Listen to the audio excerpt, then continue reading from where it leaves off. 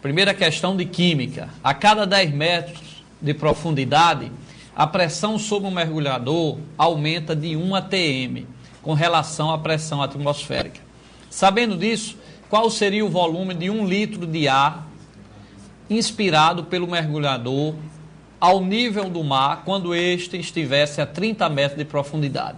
A cada 10 metros que o mergulhador desce, a pressão aumenta de 1 atm. Ou seja, nós sabemos que acima da nossa cabeça, né, aqui na Terra, existe uma camada de ar.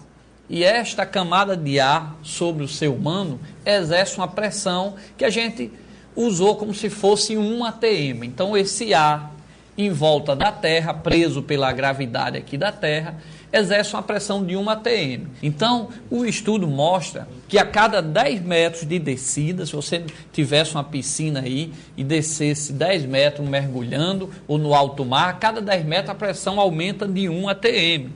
Então, nós a 10 metros de profundidade no alto mar, a pressão já vai estar de quanto no nosso corpo? De 2 atm. Tá certo? Então, é por isso que os mergulhadores, quando eles descem, ele não usa o ar normal, porque se ele usasse o ar normal, a pressão a 10 metros de profundidade já seria 2 atm. Então, a pressão do oxigênio ali, que no ambiente normal ela tem um certo valor, que seria 0,2 atm, à medida que o mergulhador desce, essa pressão do oxigênio vai aumentando. Então, se o mergulhador usasse no seu cilindro o próprio ar que a gente utiliza aqui, a cada 10 metros a pressão iria aumentar do oxigênio sobre a pessoa e isso pode causar envenenamento no mergulhador. Por quê? Porque nós sabemos que a pressão do oxigênio, à medida que vai aumentando, você vai ter dificuldade de respirar e a concentração de CO2 no seu corpo vai aumentando. E o mergulhador termina morrendo aí por envenenamento se for um mergulho muito profundo, como acontece, por exemplo, nos mergulhadores lá da Petrobras, tá certo? Por isso que aquele ar que ele desce não é essa mistura do ar normal que nós utilizamos no dia a dia, com oxigênio e nitrogênio. Eles colocam lá no seu cilindro, né, que ele desce, ele coloca uma mistura de oxigênio e gás hélio. Quase 98% é de gás hélio e pouco por cento de gás oxigênio, exatamente para a medida que ele desce em profundidades maiores, a pressão do oxigênio não ter todo esse efeito. Se ele usasse o ar normal do dia a dia, com certeza ele ia ser envenenado. Então, em mergulhos maiores, eles utilizam não o ar comum. Mas aí foi só um detalhe. Então, vamos voltar à questão. Olha aí na telinha. A cada 10 metros, a pressão sobre o mergulhador aumenta de 1 atm, tá certo? Então, ele perguntou, se ele desce 30 metros, a 30 metros, qual vai ser o volume de 1 litro de ar? Então, olha aí a questão. Ele considera o gás ideal, colocou na questão, então, V1 igual a P2, V2. Quanto é a pressão ao nível do mar? A pressão aqui que hoje exerce em você o ar, 1 atm. Quanto é o volume que ele disse? 1 litro de ar. Então, 1 litro de ar na pressão de 1 atm. Aí ele perguntou, descendo 30 metros. Ora, descendo 30 metros, a pressão vai mudar. Porque a 30 metros a pressão vai aumentar em 3 atm de profundidade. Com mais 1 do ar normal, então a pressão vai passar a ser quanto? 4 atm. Aí ele perguntou, qual o novo volume? Então era só usar essa expressão conhecida que vem na prova, tá certo? Mas o vestibulando no dia a dia nem necessita de olhar lá no vestibular. Então a pressão ao nível do mar 1 atm, o volume de ar que ele utilizou 1 litro, a 30 metros de profundidade. Lembre-se, a 30 metros de profundidade a pressão vai ser quanto? 4 atm, porque a cada 10 metros aumenta 1 atm. Então a 30 metros irão aumentar aí 3 atm, com 1 do ar, 4 atm. Então, V2 vai dar 0,25 litros. Então, voltando à questão, 1 litro de ar a 30 metros de profundidade vai, na verdade, se transformar em quanto? Então, 1 litro de ar, está aqui, ó, a 30 metros de profundidade, que é uma pressão de 4 atm, vai corresponder a 0,25 litros. Ok? O professor Jonaldo vai ler aí para a gente a segunda questão. Eu queria fazer um comentário a respeito dessa primeira questão, obrigado. uma lembrança, mudando um pouquinho de assunto, e que eu lembrei aqui, o professor estava falando de litro. Então, em geometria espacial, um conceito que você não pode esquecer é o seguinte: muitas vezes ele pode perguntar qual é a capacidade de um reservatório, como ele perguntou nessa questão de química. Então, a capacidade é o seguinte: dependendo do tamanho do reservatório, essa resposta vai ser dada em litro ou mililitro. E qual é a relação matemática que você vai usar? Você vai usar o seguinte: se for litro, você vai transformar todas as medidas para decímetro. Por quê? Decímetro cúbico equivale a litro. Quando você efetua todos os cálculos, então, em decímetros, você já está calculando o quê? Seu volume em litros. Tá? E se eu quiser em mililitros, professor? Então, o que é que eu vou fazer? Você calcula tudo em centímetros. Tá? Centímetros cúbicos é igual a mililitro. E decímetro cúbico é igual a litro. Ok? Não se esqueça dessa dica.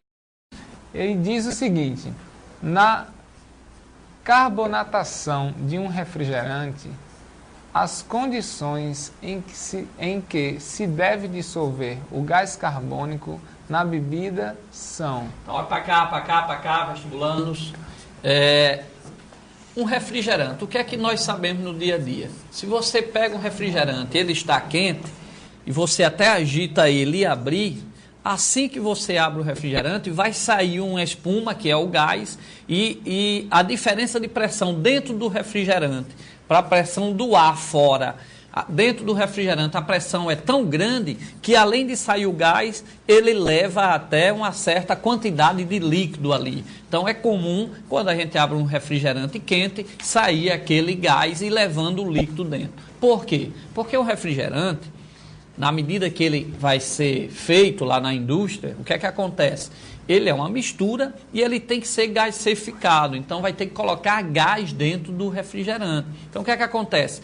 Nós temos que lembrar que uma pressão maior faz com que o gás se dissolva mais no líquido. Então, o refrigerante, na hora que ele é produzido a uma alta pressão para que aquela quantidade de gás seja mais, seja mais dissolvido dentro da mistura do refrigerante, tá certo? Dentro do líquido do refrigerante.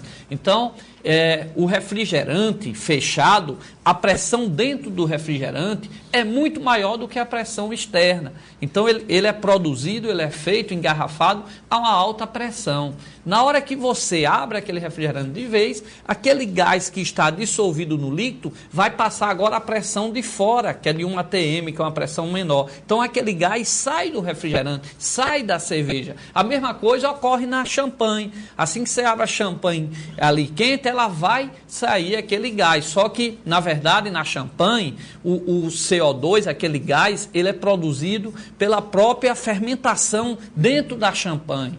Diferente do refrigerante, da cerveja, que o gás vem de fora e é dissolvido dentro do líquido através de uma alta pressão. Então, o vestibulando tem que lembrar que quanto maior a pressão, mais o gás é dissolvido no líquido. E também lembre-se que a temperatura é o inverso. Se você tiver uma temperatura maior, então o gás vai ficar pouco dissolvido, ele vai embora. Lembre-se, por exemplo, quando você toma o refrigerante, que a gente chama o famoso arroto. O que é que acontece? O gás estava dissolvido no refrigerante geladinho. Na hora que você toma o refrigerante, ele vai para o seu estômago, que está numa temperatura maior, tá certo? Então, essa temperatura maior, assim que o refrigerante chega, que encontra uma temperatura maior, então o gás que estava dissolvido no refrigerante, que estava numa temperatura menor, geladinha, quando encontra a temperatura do organismo maior, então esse gás sai. Por isso que vem o arroto, que é a saída do gás que estava dissolvido dentro do refrigerante, ok? Então, vamos tentar, a partir disso, responder a questão número 4. Então, vamos lá. Na telinha aí. Na carbonatação de um refrigerante, as condições em que se deve dissolver o gás carbônico na bebida são... Então, para dissolver o gás de um líquido, eu preciso de uma alta pressão, Então, vai para cá, para cá, para cá. Lembre-se, quanto maior a pressão, mais eu consigo dissolver o gás dentro do líquido, tá certo? E uma temperatura menor, porque nós vimos que uma temperatura maior expulsa o gás do líquido, que é o caso quando a gente toma um refrigerante, que ele encontra o nosso estômago numa temperatura maior, então ele retorna. Então, qual vai ser a opção? Olha aí na telinha. Em que condições deve dissolver o gás na bebida? Então, para dissolver o gás na bebida, eu tenho que ter uma alta pressão e uma baixa temperatura. Então, qual seria a opção? Que eu tenho alta pressão e baixa temperatura. A letra E, alta pressão e baixa temperatura. Ok, vestibulando? Então, não esqueça, para dissolver melhor um gás em um líquido, quanto maior a pressão, mais o gás é dissolvido no líquido, e quanto mais baixa a temperatura, mais eu vou conseguir colocar gás dentro de um líquido sem o saturar.